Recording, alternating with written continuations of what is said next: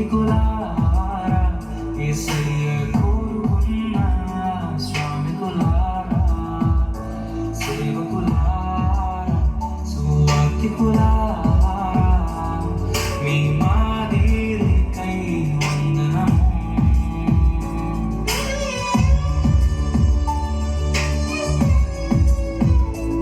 చంపారు, ప్రవక్తలను చంపారు, ప్రవక్తలను రాళ్లతో కొట్టారు, అపమానించారు, చంపారు. ప్రభువు అన్నాడు, కాబట్టి రాజు కోపపడి తన దండ్లను పంపి ఆ నరహంతకులను సంహరించి వారి పట్టణము తగులబెట్టాడు. మీకా నిలబడి చెప్పాడు, హోషేయ నిలబడి చెప్పాడు, యెషయా నిలబడి చెప్పాడు, ఆమోసు నిలబడి చెప్పాడు. వాళ్ళు చెప్పిందంతా ఇదే. మీ మధ్య న్యాయం లేదు. నేనేమడిగాను? మూడే అడిగాను. మనుష్యుడా, ఏది ఉత్తమమో నీకు చెప్పలేదా? నేను నీకు ముందే చెప్పాను కదా. న్యాయమును జరిగించుటయు, కనికరమును ప్రేమించుటయు, దీన మనసు కలిగి యెహోవా ఎదుట ఇంతే కదా. నువ్వు మనిషివి కాబాబు అంటున్నాను, అంతే.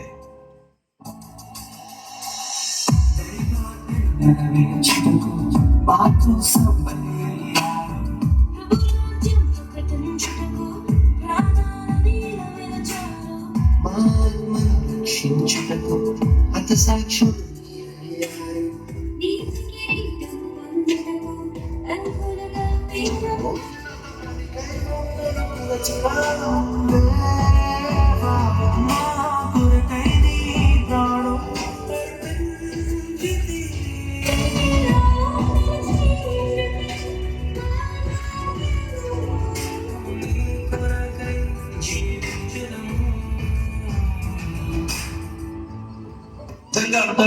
ఆయన రక్తం చిందించిన ఈ రాష్ట్రంలో లక్షల మంది సేవకులు పడుతారు,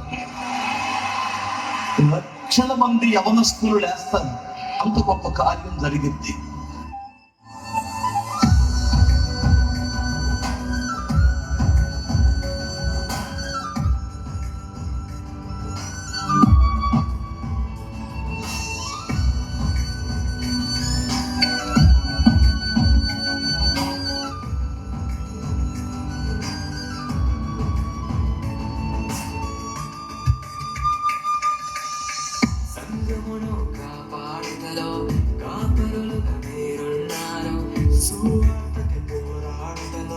సిద్ధపడిన సైన్యం నేను, నీ ప్రేమను మీరు వెంటారు, అన్యాయంగా మేము చంపారు, త్యాగం మేము ఎన్నటికీ మరచిపోము.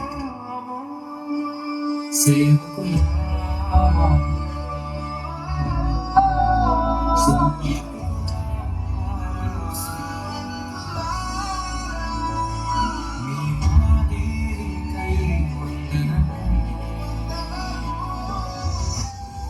మనిషిని హిందువుగా చూడద్దు, ముస్లింగా చూడద్దు, క్రైస్తవుడిగా చూడద్దు, బౌద్ధుడిగా చూడద్దు.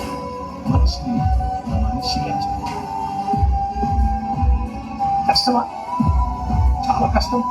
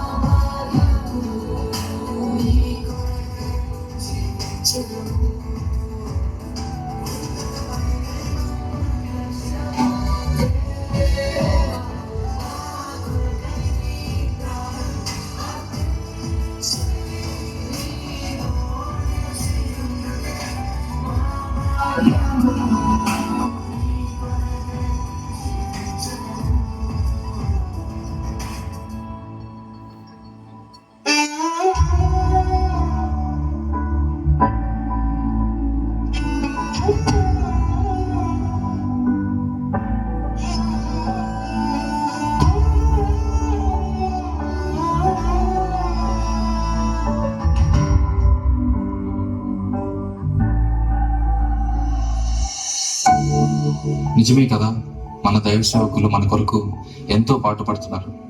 మన జీవితంలో కష్టం వస్తే వారు కన్నీటితో ప్రార్థన చేస్తున్నారు.